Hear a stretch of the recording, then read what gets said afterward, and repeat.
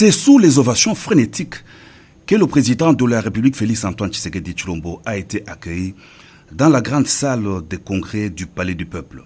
Venus de toutes les provinces de la RDC, les députés provinciaux ont été conviés au séminaire d'information, de sensibilisation et d'appropriation du programme de développement de 145 territoires du Congo profond, organisé à leur intention une première au pays. Devant une assistance parmi laquelle les présidents de 2 chambres du Parlement, Modeste Bahati Lukwebo et Christophe Mbosso Kodia, le Premier ministre Sama Lukonde et de chefs des corps constitués civils et militaires, le président de la République a salué la présence à Kinshasa des députés provinciaux, témoignant tout leur intérêt au processus de développement de la RDC. Le chef de l'État a exprimé sa compassion et ses sincères condoléances aux Kouilou et aux familles des 3 députés provinciaux décédés des suites d'un accident alors qu'ils venaient participer au séminaire à Kinshasa. Ce séminaire s'inscrit dans la logique de relever le défi du développement de la RDC à partir de la base, un déficit qu'enregistre le pays depuis plus d'une 60aine d'années. Depuis plus de 60 ans, malgré l'importance et la diversité de nos ressources naturelles, la position géostratégique de notre pays au cœur de l'Afrique, la République démocratique du Congo peine à amorcer une dynamique irréversible de développement durable et endogène, lui permettant d'améliorer significativement les conditions de vie de ses populations. De même, en dépit de la mise en œuvre de plusieurs stratégies et programmes de développement de soutien à la croissance, les progrès demeurent faibles. En effet, plus de 7 Congolais sur 10 continuent à vivre sous le seuil de pauvreté multidimensionnelle à ce jour, avec de fortes disparités entre les villes et le monde rural. Pourtant, c'est dans ce monde rural que vit la majorité de nos compatriotes qui sont le plus confrontés à la pauvreté multidimensionnelle et à de fortes inégalités socio-économiques. Par ailleurs, les phénomènes de corruption, des inégalités et des changements climatiques continuent à exposer notre pays à de risques systémiques de grande portée susceptibles de nous maintenir non seulement dans la trappe de pauvreté, mais aussi dans une instabilité institutionnelle et politique sur fond de mauvaise gouvernance persistante. C'est dans le but de trouver une solution à ces problèmes que j'ai notamment initié le programme de développement local des 145 territoires. Ce programme se base sur une approche volontariste, financée principalement par les ressources propres, dans le but de permettre une convergence rapide des revenus et des conditions de vie entre les populations rurales et celles des milieux urbains. Je demeure persuadé que la mise en œuvre du programme de développement local des 145 territoires constitue une opportunité à saisir pour changer rapidement et radicalement notre destin comme nation, en refondant notre État et en traçant de nouvelles perspectives pour notre peuple. La présence du président de la République à cette cérémonie matérialise sa vision sur le programme de développement local de 145 territoires, résultant de la volonté politique du chef de l'État de vaincre la pauvreté et les inégalités, a souligné le Premier ministre Sama Lukonde dans son allocution de circonstance. Il a rassuré sur l'engagement du gouvernement à disponibiliser le financement nécessaire pour la réussite du programme de développement de 145 territoires du Congo profond. La cérémonie terminée, le chef de l'État Félix-Antoine Tshisekedi Tshilombo a pris congé des présidents de 2 chambres du Parlement et du Premier ministre après un bref entretien devant le Palais du Peuple.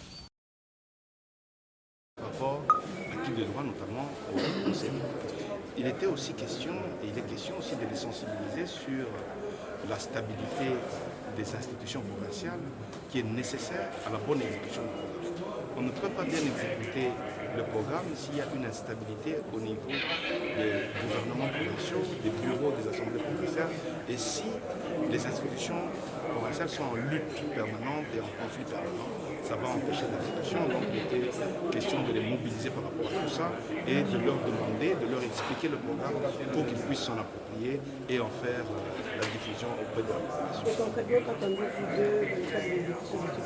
Ce qu'on attend d'eux, c'est d'abord, un, qu'ils s'en approprient, deux, qu'ils informent la population qui en est bénéficiaire pour que la population suive, trois, qu'ils stabilisent les institutions, et quatre, qu'ils fassent le contrôle de l'exécution.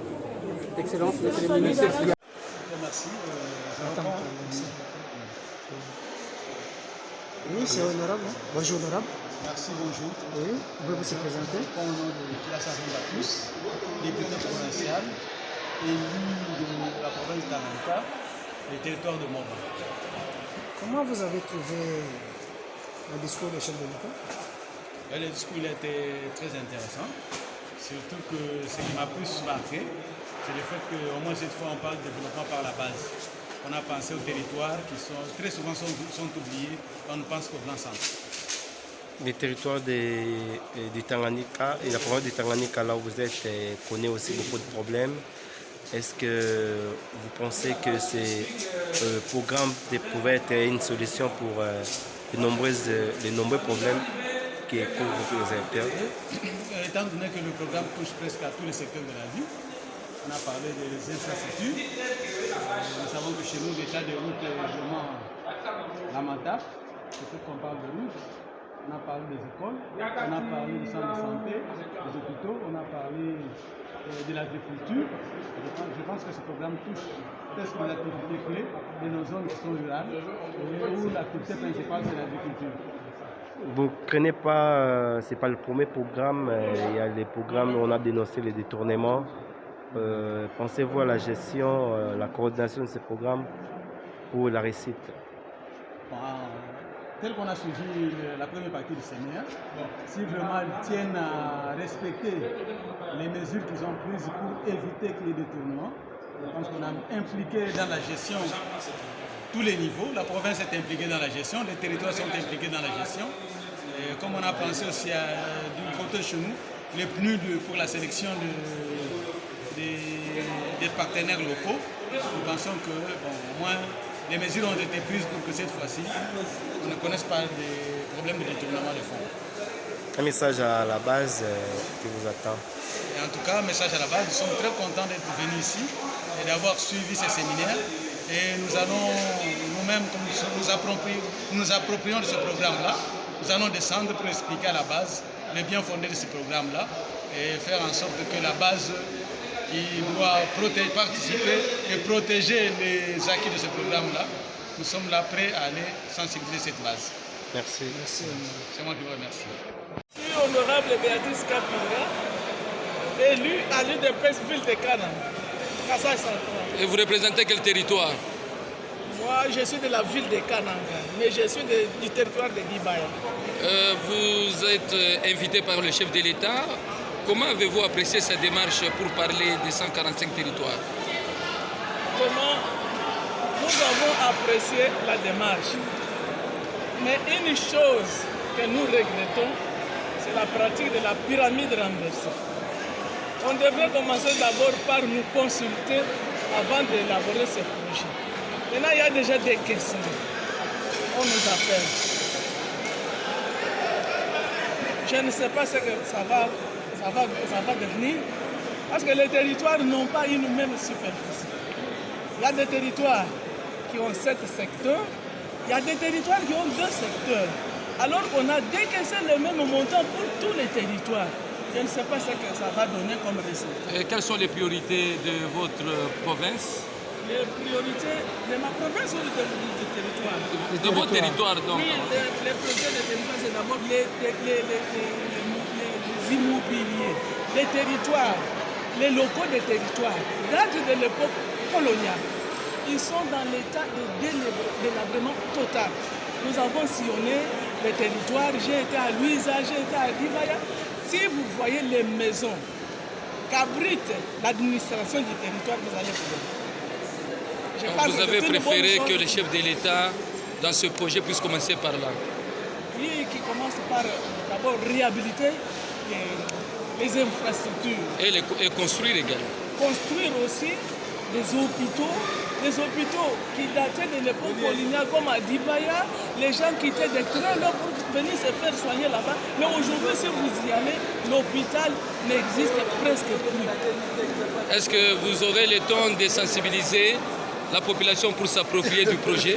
Évidemment, la population sera très contente parce que depuis Mobutu, c'est aujourd'hui que les chefs de l'État pensent à réhabiliter les infrastructures, les bases du territoire.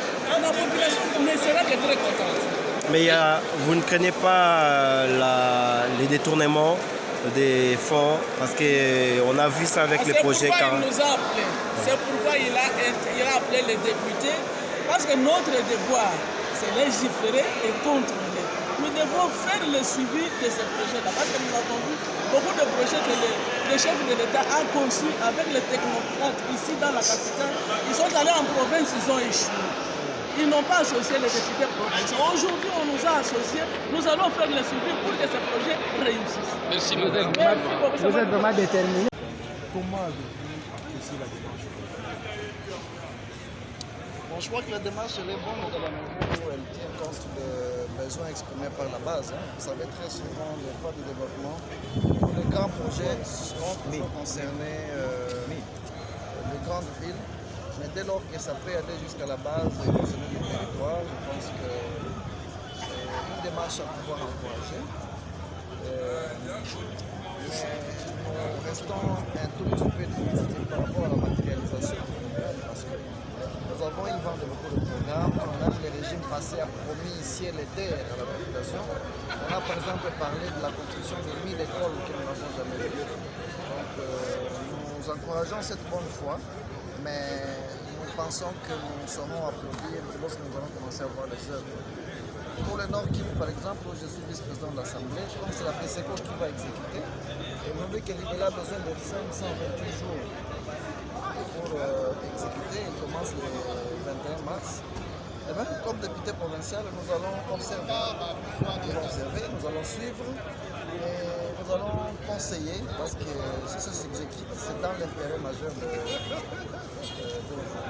Mais faudra-t-il admettre que D'abord, c'est honorable Chris Angonkana, élu du territoire d'Inongo, province du Maïdo, dont je siège à l'Assemblée provinciale du Maïdo. Par rapport à votre première préoccupation relative au drame de tout à l'heure de 3 députés qui ont péri, donc 4 dont un rescapé, qui est d'ailleurs mon ami. Ce n'est pas la province du Maïdo. Je vais apporter cette précision. Ce n'est pas la province de l'Assemblée provinciale du Maïdo qui a perdu, c'est l'Assemblée provinciale du Kul. Le Maïdo dont on parle, ce n'est pas le lac Maïdo, c'est plutôt la rivière Maïdo qui est dans la commune, une des communes de Kinshasa, la commune de Malou. C'est à quelques mètres, à quelques kilomètres de Kinshasa. Donc ce n'est pas les députés de Maïdo, mais au moins ils sont députés comme nous, ils sont nos collègues, mais ce n'est pas l'Assemblée provinciale du Maïdo. C'est une précision que j'ai. Vous avez suivi, venez pour l'invitation du chef de l'État. Comment vous avez apprécié d'abord l'initiative? Merci. Moi, je vous assure que je suis plus que fier de ces programmes, de ces projets. Combien, n'est-ce pas, intéressant pour la base. Quand je dis la base, je fais allusion, n'est-ce pas, à l'arrière-pays. Parce que c'est depuis très longtemps que nous, on n'a jamais vu, n'est-ce pas, les gouvernements dans des différents régimes, n'est-ce pas, construits au village. On retrouve parfois des édifices laissés par le Belge et tantôt laissés par Mobutu, mais un peu quand nous, on n'était pas encore bien avant. Donc, c'est-à-dire que c'est un projet qui aujourd'hui, si le chef de l'État réussissait, franchement, moi, j'ose même dire que il brigue directement ou automatiquement le deuxième mandat. Donc nous, on attendait ce projet, surtout nous, les députés provinciaux. On se disait, mais est-ce qu'on ne peut pas, n'est-ce pas, nous impliquer dans cette histoire? Et aujourd'hui, les choses disons, les choses se concrétisent, se matérialisent, et en ce sens, au moins dans l'implication des députés provinciaux que nous sommes, parce que nous sommes les plus proches de la base. Merci, honorable.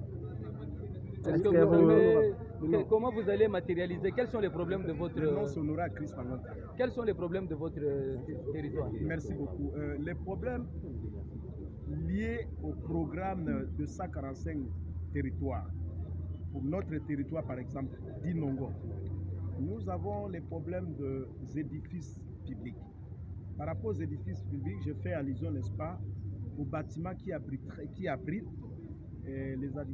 l'administrateur du territoire, le secteur, parce qu'il y a des histoires qui ont vieilli dans un état bizarre, conçu par les Belges, et maintenant il faut nécessairement qu'on puisse faire ça. Donc il y a d'abord les édifices publics, c'est-à-dire il y a les écoles, il y a les édifices pour l'administration, n'est-ce pas, pour l'administration, n'est-ce pas, territoriale, tout ça là, les entités territoriales décentralisées.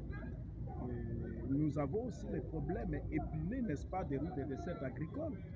Parce que sans route, franchement, c'est impossible.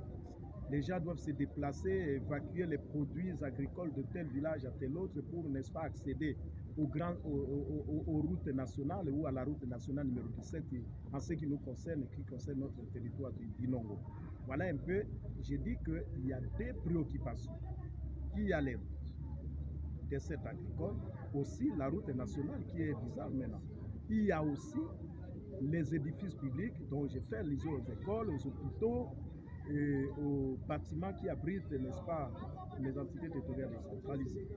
Il y a aussi un problème sérieux, n'est-ce pas, d'éclairage public. Et si on peut, n'est-ce pas, comme je l'ai suivi tout à l'heure, on parle, n'est-ce pas, des projets des éclairages publics au moyen de panneaux solaires, énergie renouvelable.